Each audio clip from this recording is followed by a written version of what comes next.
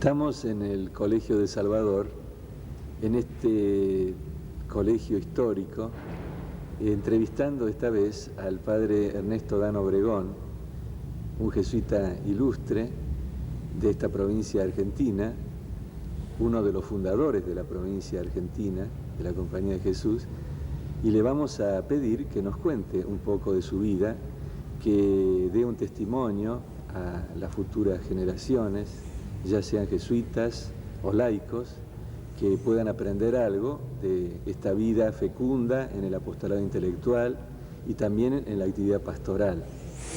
Padre Dan. ¿Qué tal? ¿Qué tal, Ignacio? ¿Cómo te va? ¿Qué tal? ¿Cómo te va? Bien. Quería preguntarte un poco sobre tu vida. En primer lugar, un poco tu infancia, tu vocación. ¿Cómo fue que se te ocurrió ser sacerdote jesuita? Sí.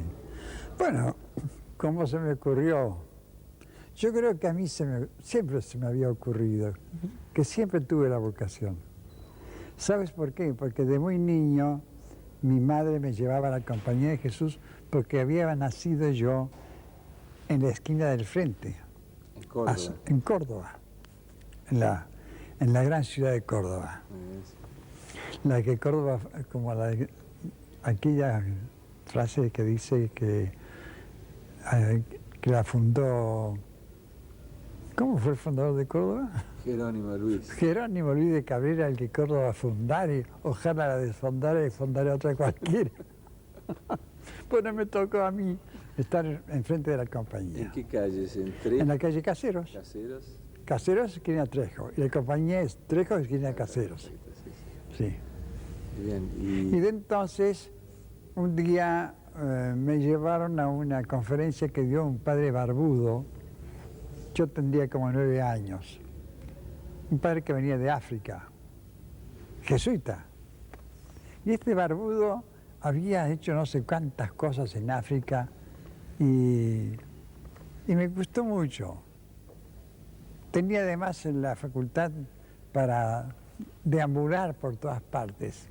Andaba de aquí para allá. Sería un visitador, qué sé yo. Pero me entró la idea, este jesuita que viaja, ¿no? Y cuando me motivaba y pensaba entrar de jesuita, decía, bueno, los jesuitas viajan. Mira qué motivos se le ocurren a uno. Pero además me llamaba mucho la atención que supe después, yo fui preguntando, porque también preguntaba a los franciscanos. Fui preguntando a los jesuitas y supe que los jesuitas tenían que estudiar mucho, y que inclusive podían estudiar otras carreras. Y me contaban que había los jesuitas que habían venido al Paraguay, ingenieros, etc. Entonces yo dije, mira, me gusta, jesuita, viajeros, pueden estudiar mucho tiempo, estudiar otra carrera. Todo eso se me fue formando en la cabeza hasta que un buen día mi madre me dice, mira, te voy a cambiar de colegio. Me dice, te voy a mandar a la escuela apostólica. Digo, ¿por qué? Mira, ya hay padres jesuitas, vos estás en un colegio civil, vas a aprender mucho más allá, y qué sé yo, y qué sé cuánto. Y a los 10 años me metió en el colegio, en la escuela apostólica, que era sexto grado, sería sexto grado. ¿En el barrio inglés? No, en la escuela, sí, en el barrio inglés, sí, Sí, el barrio inglés. Dentro de la ciudad de Córdoba. Sí, dentro de la ciudad de Córdoba. Una casa recién fundada y recién hecha por un jesuita. ¿Qué jesuita? Había un padre español que hacía de arquitecto, ¿no? Y el hermano Peiró tenía a su papá ahí, que acarreaba la arena para hacer esa casa. Así me contaron.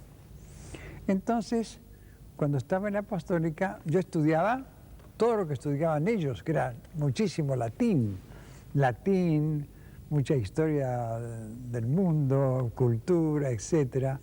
Fui pasando 1 año, 2 años, 3 años, 4 años, cumplí 11 años, 12, 13, 14, y ya había terminado las materias yo, además del sexto grado con que entraba.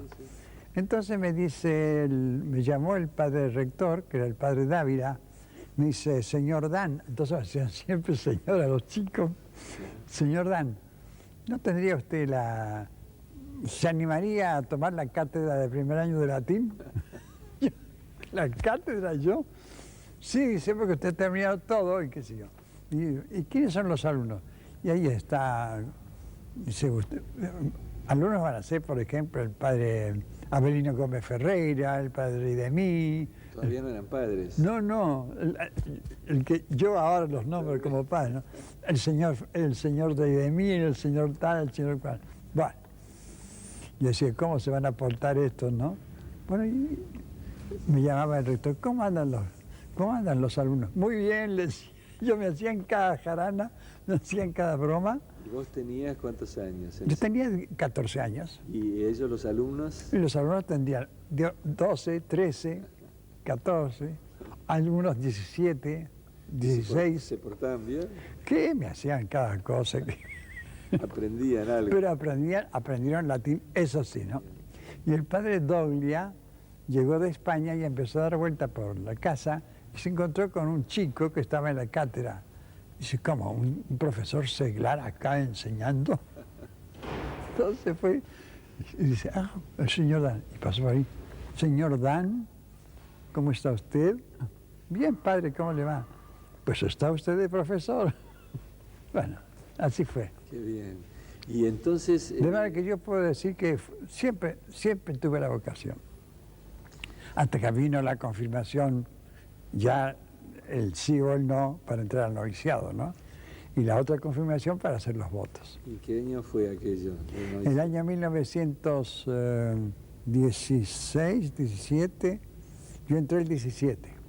¿Cuándo estabas cumpliendo, si no me equivoco? Los 15 años. Que era la edad límite, ¿no? La edad límite, sí. O sea, más chico no se podía entrar. Sí, pero lo que sucedió que cuando cumplí un año de noviciado, me dice el padre provincial, ¿no querría ir a España? Yo digo, ya comenzamos a viajar. Ya comenzamos a viajar. Digo, ¿cómo no, padre? Pero una condición. ¿Qué condición? Tiene que pedirle usted el permiso. No. Yo permiso a mi madre, pedirle permiso para irme a España, no. Eso lo tienen que sacar ustedes. No. Si usted está en el colegio y usted se va del colegio, tiene que saberlo su mamá. Ustedes se lo cuentan. Pero que yo no. Eso es largo de contar hasta que un día me fueron a visitar a Carlos Paz. Vinieron, vi que llegaba el coche, se bajó mi cuñado y me dijo, estamos todos.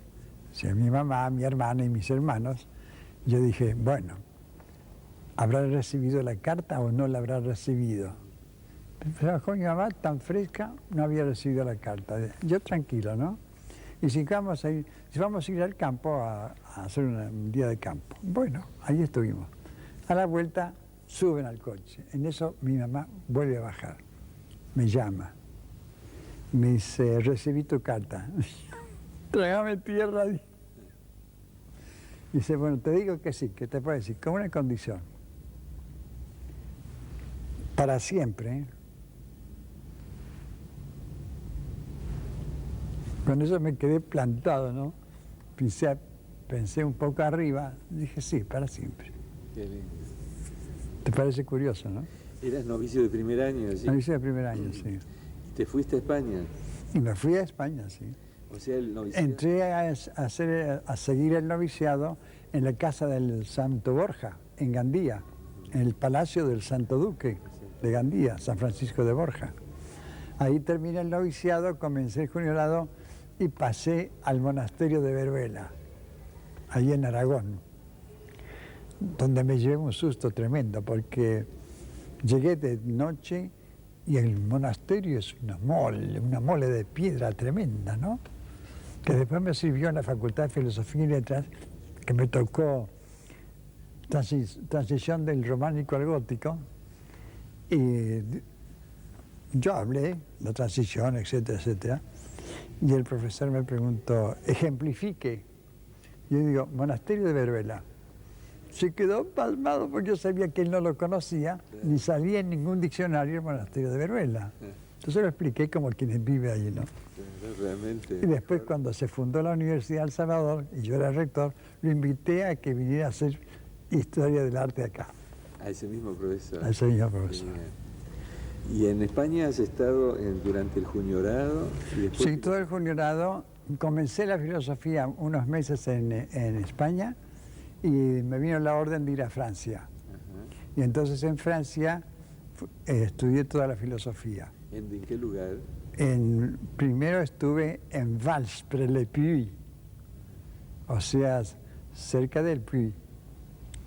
De allí fui a Lyon, donde hicimos un curso en Lyon, después volví otra vez a Valls, y de Valls volví a la Argentina para tomar cátedras en el seminario de Villa Devoto. Tu magisterio. El magisterio, sí. ¿Fueron varios años? 4 años, o más, me quedé. Del 25, a ver, fíjate a ver si tenés ahí. Aquí tenemos la ficha. ¿Cuándo comencé la teología? Socio. La teología en el año 30. Bueno, son 5 años. Magisterio. Son 4 y medio, propiamente, porque yo comencé el magisterio el 25 en el mes de septiembre. Ajá. Porque yo iba destinado al noviciado, a enseñar allá. Pero no sé por qué vieron mejor que me quedara en el seminario, no noviciado. El seminario de Villa Devoto. En el seminario de Villa Devoto. Entonces me mandaron. ¿Y de qué enseñabas en el seminario de Villa Devoto? Bueno, fui enseñando desde primero de latín y griego hasta retórica, fui con todos los cursos. Primero, segundo, tercero, cuarto, fui subiendo con los mismos siempre. El actual obispo rector de la Universidad de San Juan, Monseñor Manfredi, el ex Monseñor Volati, todos fueron alumnos míos. Claro. Moledo. Moledo me ayudó mucho tiempo en la prefectura del cuarto año del seminario. Muy bien. Así que muchos que ahora Como un gran bedel. han sido obispos o sacerdotes. Muchos obispos, sí. Y algunos que están en la casa del Padre. Sí, sí. También, ¿no es cierto? Muchos tal vez.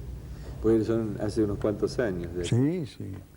En aquellos tiempos los jesuitas ya estudiaban en el Colegio Máximo o todavía no.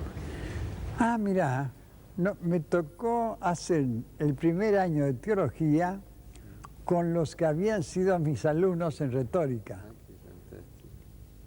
En Villa Devoto. En Villa Devoto, porque ellos seguían la carrera, nosotros seguíamos haciendo siempre maestro, no íbamos a teología. Y teníamos 4 años de prueba o 3 años de prueba. En tanto ellos subían. Claro, claro. Cuando ellos llegaron al primero de teología, yo empecé el primero de teología, con todos los que habían sido mis alumnos. Y el máximo que cumple 60 años. El año 32, Empezó a funcionar en el 31. en el 31, sí. Y ahí te tocó. Ahí me tocó ir con el ex padre Torti, ¿verdad? Me tocó, ex vivo padre Torti, Claro, ¿no? claro. Tocó poner las camas, preparar la llegada de todos. Fuimos 8, aquella inmensidad. Los 8 fundadores. 8 fundados. Qué notable, ¿no? Ahora el Colegio Máximo se van a cumplir 60 años de la piedra fundamental. El 17 de agosto del año 90 pusieron la piedra fundamental. ¿Al año 90? Ahí en el año 90, el año que viene, son 60 años. Y ustedes han sido Del año testigos de 30. todo esto. Sí, en 2 años lo hicieron, sí. Testigos. Y la ordenación Tal fuera que yo me ordené allí, en el Colegio Máximo. en el Colegio Máximo, el año 32. Acá veo que Monseñor Francisco Alberti. Alberti, sí. ¿Y quiénes fueron compañeros de ordenación? El padre Lodo ha muerto, todos han muerto. El padre Lodo, tal vez hay algunos, no, que yo recuerde no tuve otro compañero. Nos estamos deteniendo un poquito en la parte primera de tu vida como jesuita, pero han sido tantos los años que has cumplido. ¿Cuántos años tenés de jesuita? ¿De jesuita? Sí. Mirá, calcula vos, no lo tengo en la memoria ahora. Desde el año 17 al año 89. Casi 70 años. Son unos cuantos años. ¿No es cierto? 68. Claro, del 17 al 87, ¿cuántos son? Son 70. Son 70. O sea, son 72. Sí. ¿72 o 62? 72. Uno pierde la cuenta, ¿no es cierto? Uno se pierde la cuenta. Años 50. Y estos años, porque me interesa preguntarte sobre todo en tu actividad sacerdotal, después de la tercera aprobación, pero la pregunta que está latente es tu felicidad, tu amor a la vocación. Bueno, eso ha sido siempre. Yo he sido siempre muy, muy contento de mi vocación, muy feliz, muy agradecido a la compañía de Jesús, contentísimo de ver cómo está, cómo ha avanzado. Los peligros de ella no me han asustado. Los malos que padeció tanto fueron la profecía de nuestro padre Ignacio, que quiso que la compañía de Jesús padeciera la cruz también, ¿no?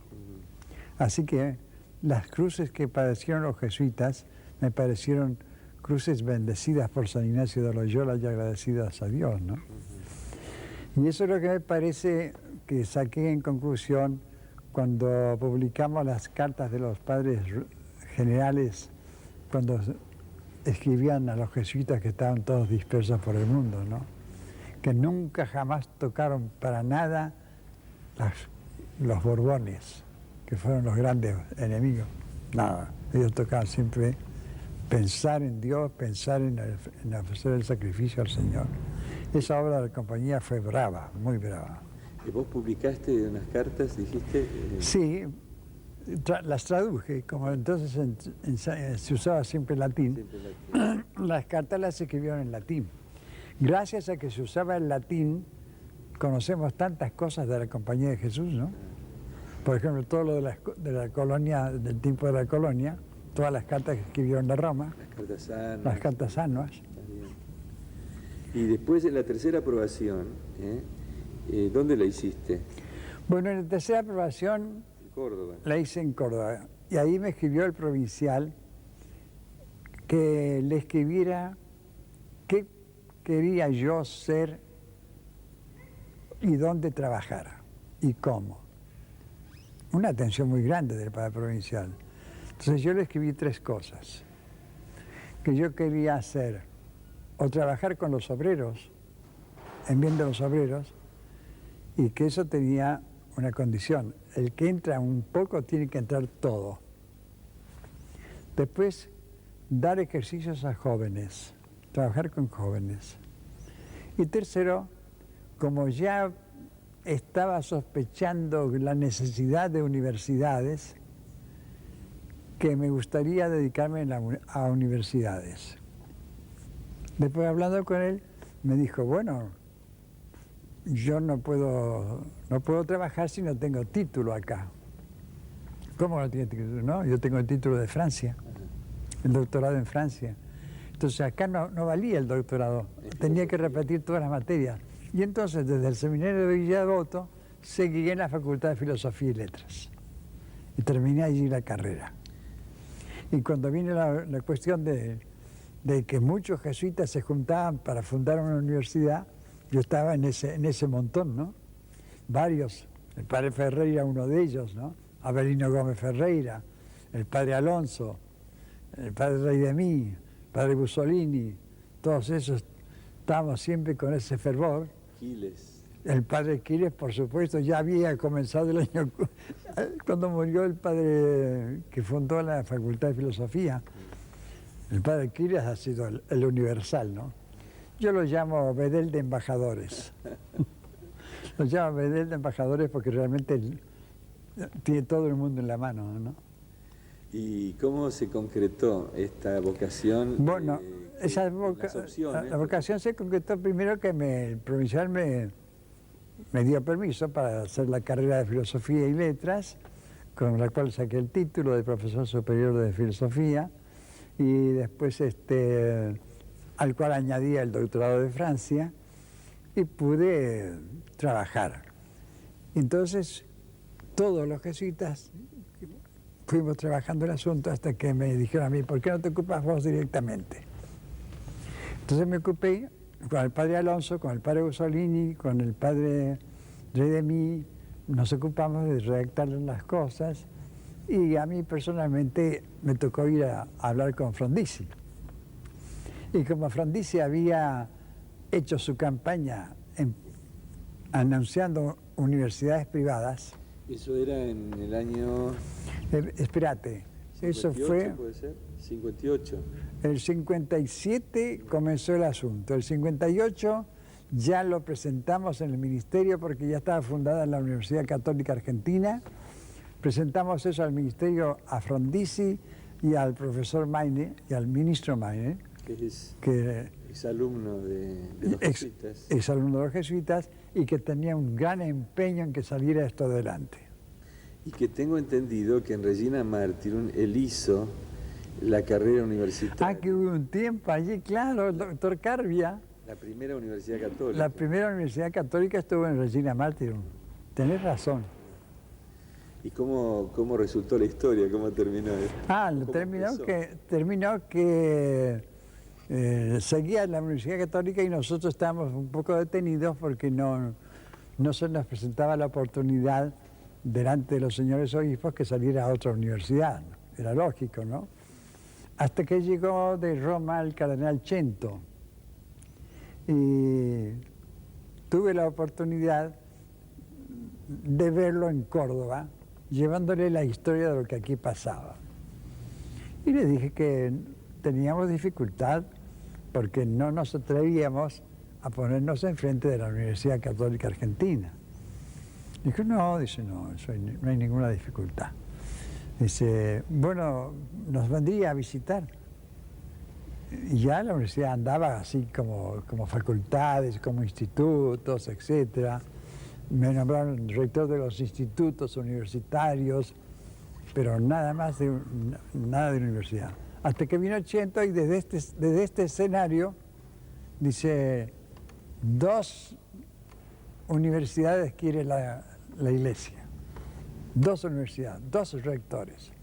Magnífico rector, me dice. En este mismo lugar. En este mismo lugar. Eso fue en el año 59. 59. El día 8 de diciembre del 59. Y el padre, su excelencia, el presidente, me preguntó, ¿por qué me pide que yo firme el 8 de diciembre? En primer lugar, dice, el 8 de diciembre es fiesta, es asueto. Excelencia, el presidente siempre puede abrir donde quiera. ¿Pero por qué me lo pregunta? Porque el 8 de diciembre era en la Universidad de Córdoba, en tiempo de la colonia, era una famosísima universidad, y el 8 de diciembre se entregaban los títulos y se hacían grandes cabalgatas, famosas cabalgatas. Entonces el 8 de diciembre para mí significa que esta es la continuación de aquella. Bueno, muy bien, dice. La firmaré el 8 de diciembre, y así lo hizo. Y ha sido el primer rector. Y entonces fui el primer rector de la universidad. Qué bien. Y además, en la universidad, además de rector, la vocación por el apostolado intelectual, que con aquella primera clase de los 14 años, ha sido durante toda tu vida. Toda la vida.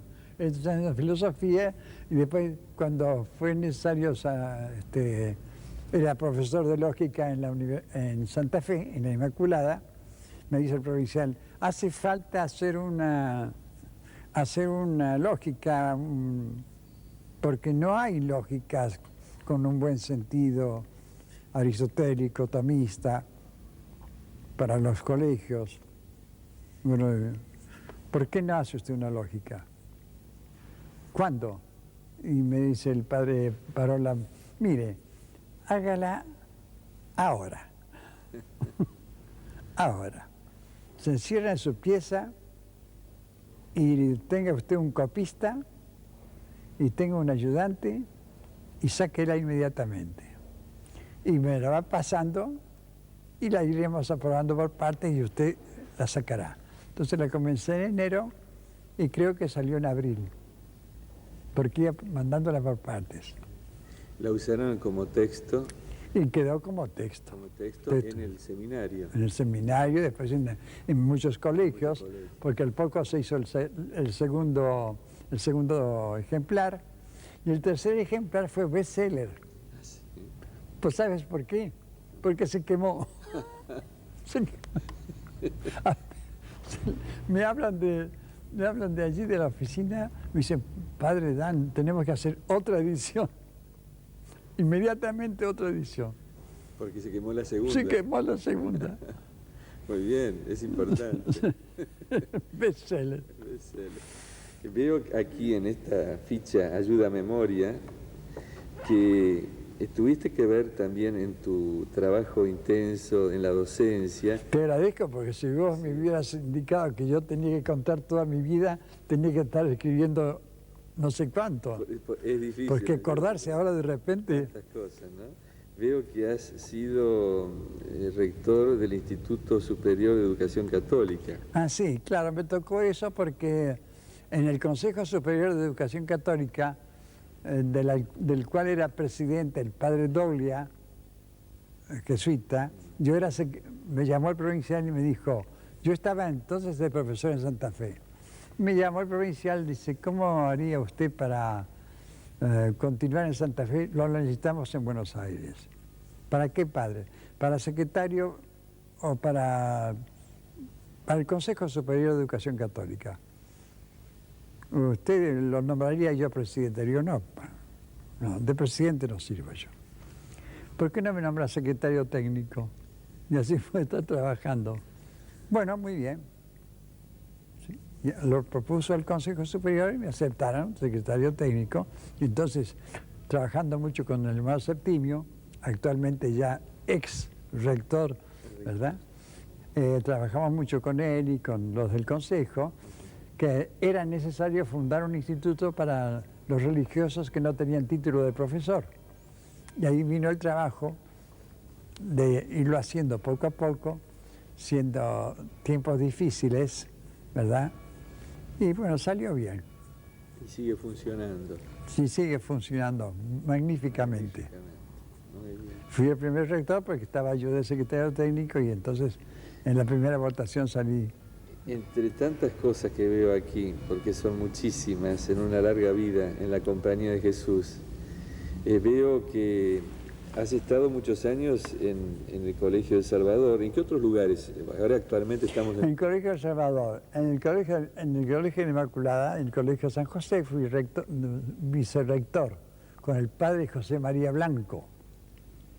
Ahí estuve 4 años, después al Colegio de la Inmaculada. Fue entonces cuando durante 2 años aquí era secretario técnico del Consejo Superior desde el día miércoles al sábado.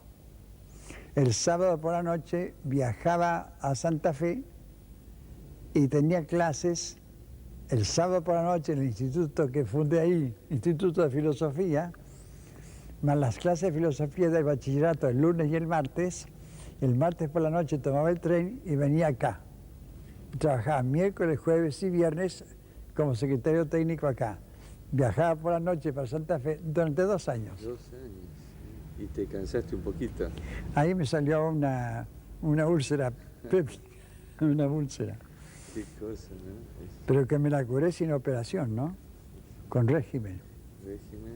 Y a lo mejor no, por eso no engordé a los 60 años. No haciendo esa vida de gitano, ¿no? Pero, y fíjate que yo soñé cuando una de las razones que me invitaban a preferir la compañía de Jesús y no los franciscanos que estaban muy cerca y los quería muchísimo. Decía, ellos viajan, pueden hacer muchas cosas, son muy variables las cosas que hacen. No están metidos ahí como un monje, y yo no tenía vocación de monje, eso sí que no. Y miren, los monjes es maravilloso, ahora es una maravilla, los monjes que tenemos en Argentina. Pero es la vocación que uno ha sentido, a ser itinerante. Itinerante. ¿Y has viajado mucho?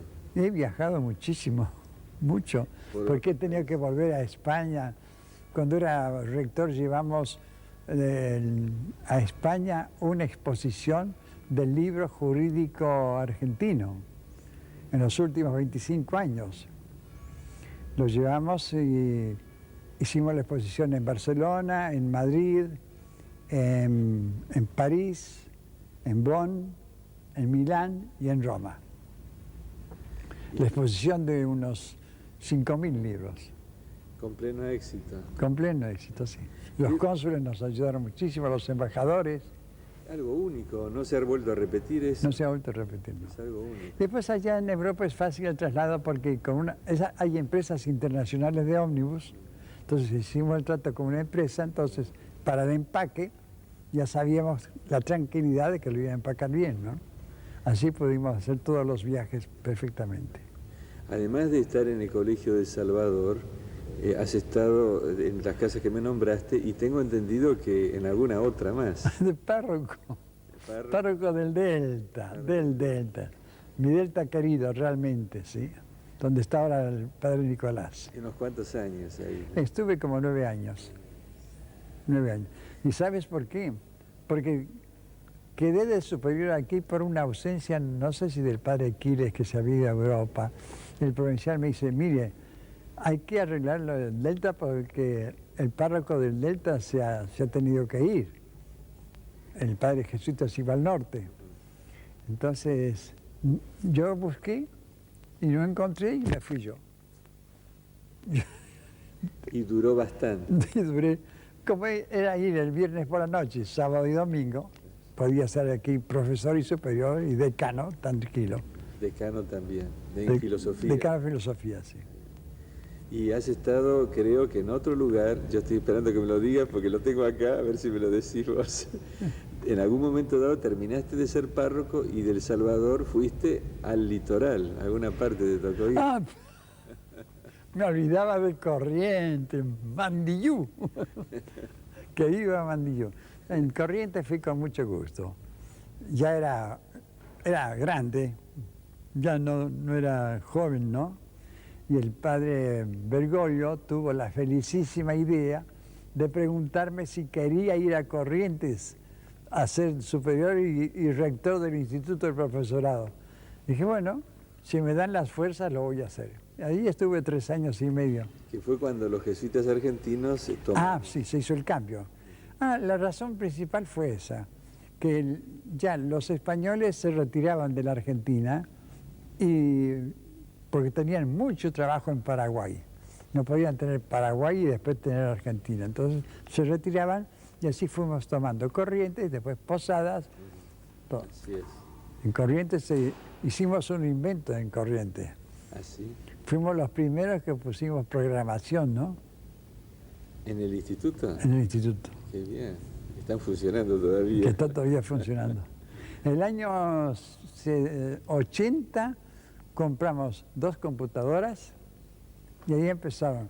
¿Sabes por qué? Porque en las carreras de filosofía y letras no había nada más alumnas que mujeres. Digo, pero y los varones que yo siempre quiero haber fundado. Entonces digo, yo voy a fundar una carrera para hombres. Pero vinieron mujeres también. ¿Aparecieron algunos varones por ahí? La mitad por lo menos, sí. Aquí las mujeres se enojaron conmigo una vez en la Facultad de Filosofía, cuando eran todas estudiantes de filosofía. Había 2 varones. Y yo, pero ¿cuántas mujeres? Decía yo. Y me decían, usted se enoja porque somos alumnas acá. Y digo, no, yo admiro el estudio de la mujer, porque todas las mujeres estudian piano, pero los concertistas son hombres. Entonces no se han olvidado de eso. Pero la primera que sacó el título de doctor, que fue una mujer, me mandó su título, y una mujer es concertista.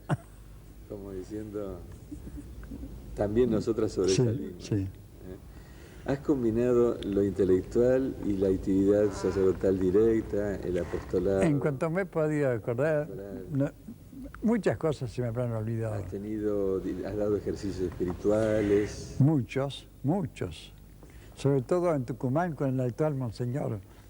Estuve con él, también estuve con el francés, he dado ejercicios en el seminario, he dado retiros, he predicado cuaresmas, he predicado panegíricos. O sea, un poco la actividad de un operario jesuítico tipo misionero. Exactamente. En la iglesia, confesiones, en nuestros templos. Sí, actualmente estoy confesando unos 300 por mes, Bien, más o menos, ¿no? bien. 10 por día, más los alumnos del colegio que me vienen. El trabajo callado y silencioso de nuestras iglesias. Y estoy haciendo la historia del colegio. ¿Ah, sí? Sí. Estoy haciendo un resumen de la historia del padre Furlong, porque el padre Furlong hace la historia del colegio universalmente, es decir, del colegio en la Argentina. Y yo estoy ahora resumiendo para lo que es puramente el colegio. Pero no he tenido tiempo porque me encargaron las cartas anuas, que tú sabes que estamos bastante atrasados, ¿no? Me he atrasado 2 meses porque me salió mal al ojo, después se me rompió la máquina eléctrica y no tenía otra, así que perdí 2 meses. Todas esas son las contingencias del historiador que documenta para las futuras generaciones. Exactamente. Porque de alguna manera es característico de la compañía. Exactamente. Y gracias al latín, digo yo, hemos sabido todo lo que pasaba en el mundo porque tenían la obligación de escribir en latín entonces. Así es. Las ¿Sabes que hay cartas anuas que han sido publicadas por la Universidad de La Plata? Tengo entendido que sí. Sí. ¿Cómo no? Sí, sí, sí. Han sido publicadas por él. Porque una vez me encargó el rector de la Universidad de Córdoba, donde yo era profesor también. El rector de la Universidad de Córdoba me encargó que tradujera los escritos de un padre que ahora lo llaman con un nombre italiano. Y estaba escrito en latín. Era algo así como, la memoria me está fallando. Habían traducido, lo mismo que pasó con San Francisco de Borja, las cartas de Borja, él las escribió en castellano y las pasaron en francés. Y entonces unos padres españoles tradujeron del francés al castellano las cartas de Borja. Lo mismo quería el rector que yo tradujera las cartas de un profesor jesuita en la universidad. Le dije, eso ya ha sido publicado. Ya había sido publicado con un nombre latinizado puesto en castellano. Poder llegar a ese descubrimiento. Porque era el padre Muriel. ¿Y sabes cómo lo tradujeron? Morelli. Porque en latín era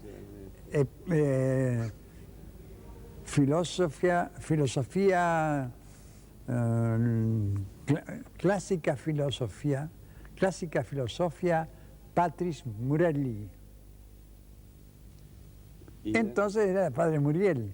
Famoso padre Muriel. Entonces creían que era un italiano y dijeron Morelli. Y nosotros queriendo traducir del italiano o del francés. Pero no sé quién tradujo eso. Del italiano, digo del latín, querían traducir también el apellido. Claro. Padre Dan, yo quería, al terminar esta conversación, preguntarte qué podés decirle a los jesuitas, sobre todo a los jóvenes, sobre tu vida en la compañía de Jesús. Bueno, mi vida en la compañía de Jesús fue trabajar siempre, ¿no? Siempre quererla y siempre querer a todos. Y ser amigo de todos y hermano de todos. De superiores y de inferiores. Nunca fue un superior, ¿no?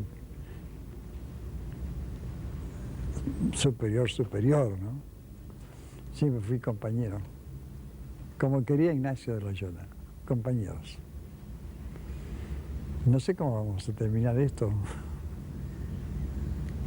pero no sé realmente si tú quieres que dé un testimonio oficial, así, de consejos o cosas por el estilo. Informal, fraterno, como lo ha sido siempre. Tu testimonio ha sido ese. Bueno, eso está dicho entonces. Muchas gracias, te invito, si te parece, Sí. a dar una vuelta por el patio y ahí nos contás alguna anécdota. Bueno, pero acordate que vos tenés mi bastón, ¿eh? ¿Nos vamos ya? Nada más. Gracias. Vamos yendo. Vamos a... ¿Cómo me olvidé de Corrientes yo, che? Cuando uno está sentado mucho tiempo es...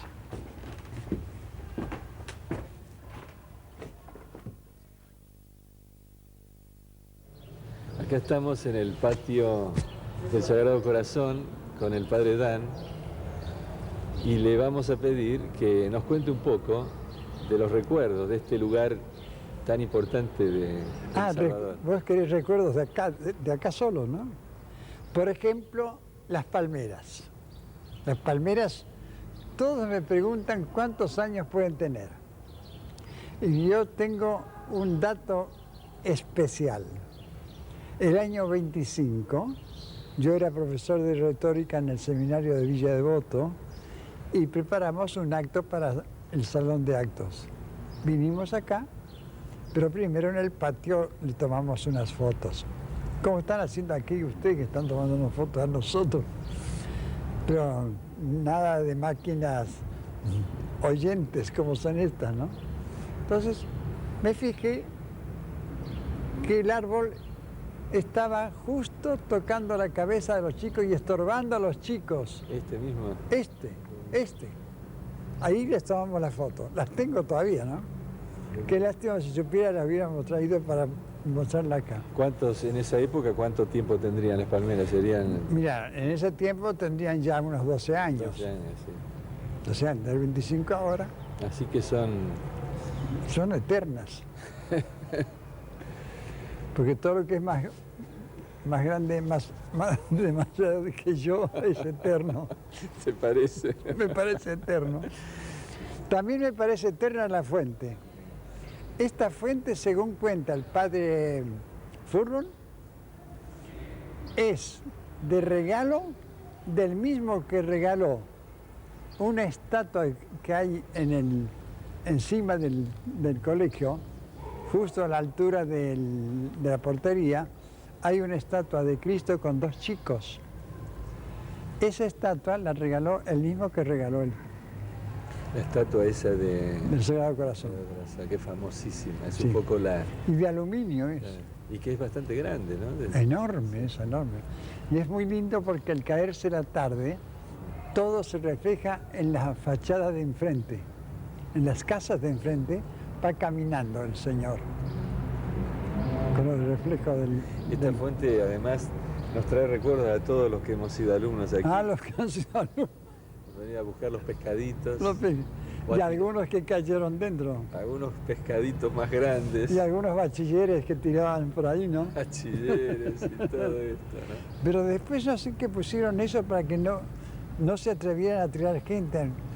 Antes había una especie como pinchos, ya los han sacado. Claro, sí. Pero de vez en cuando lo han limpiado, ¿eh? Ahora hace mucho tiempo que no lo han limpiado. Pero de vez en cuando le dan una limpieza. Pero veo que el patio está resplandeciendo. Ahora está remozado, está muy bien. Eso lo han pintado este año, para este curso. Eso verdaderamente le ha dado el toque colonial, ¿eh? Un toque verdaderamente colonial. Está muy bien, muy bien. Queda muy bien. ¿Y la primera vez que viniste a este patio, en qué año fue? ¿Te acuerdas? O sea, eras muy chico. Bueno, aquí vine cuando estábamos sacando el pasaje en barco del infante Isabel de Borbón. Ese era el barco. ¿Como novicio? Yo era novicio, O sea que vine en el acá, año saqué el pasaje del año 18.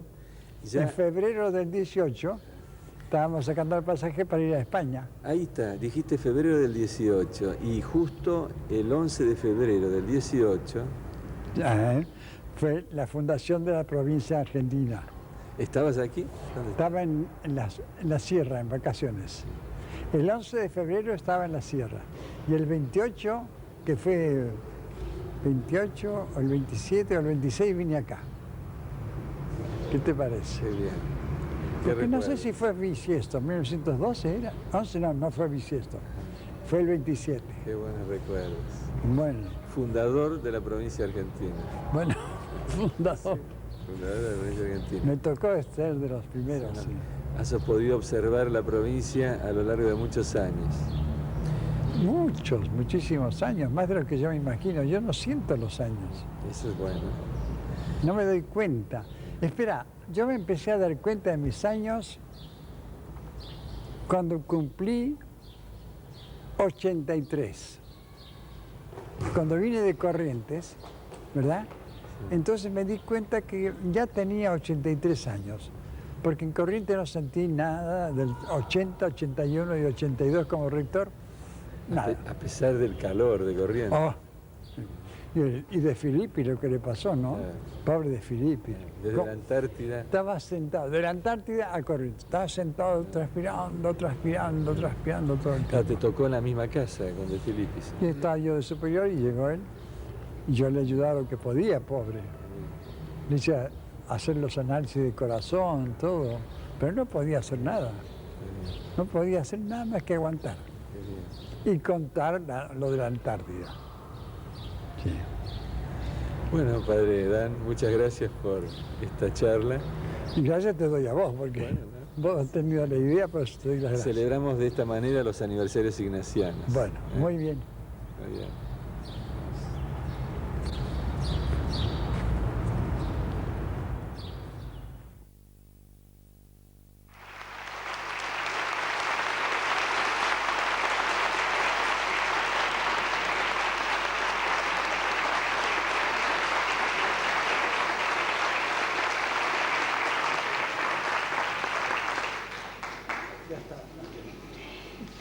Llena de satisfacción poder presentar una figura como la del padre Ernesto Dan Obregón de la Compañía de Jesús, cuya larga trayectoria se caracteriza por una siembra tan abundante y fecunda en el campo de la educación. Comenzó en 1926 en el seminario de Villa Devoto, formando como profesor a los que enriquecerían a la Iglesia con el don de su sacerdocio. Trasladado a Córdoba, continuó su siembra en el Colegio San José y después en el de la Inmaculada de Santa Fe. Ya en esta capital se destacó como secretario del Consejo Superior de Educación Católica y primer rector del profesorado del CONSUDEC. Fue designado sucesivamente primer rector del Instituto del Salvador, más tarde Universidad, decano y profesor en la Facultad de Filosofía de la Universidad del Salvador. Y por último, vicerrector de la Universidad también del Salvador. Cierra esta destacada actuación su meritorio trabajo como rector del profesorado San José de Corrientes. En el ejercicio de la docencia se distinguió como didacta preciso, claro y de florida dicción, lo que dio valor y fruto a tan brillante trayectoria y es recordado con admiración por sus exalumnos y hermanos de la Compañía de Jesús, es la caballerosidad, exquisitez en el trato, cortesía, afabilidad, delicadeza y buen humor que aún hoy distingue su rica personalidad. El Consejo Superior de Educación Católica, al poner en evidencia el alto nivel de su labor educativa, se congratula con usted por la cosecha que ya recoge y se complace en entregarle esta distinción del Divino Maestro que el Padre Presidente pondrá en manos de su viceprovincial, el Padre García Mata, para que se la entregue.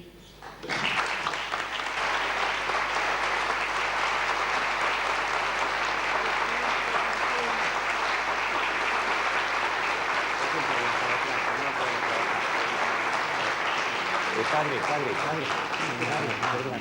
perdón.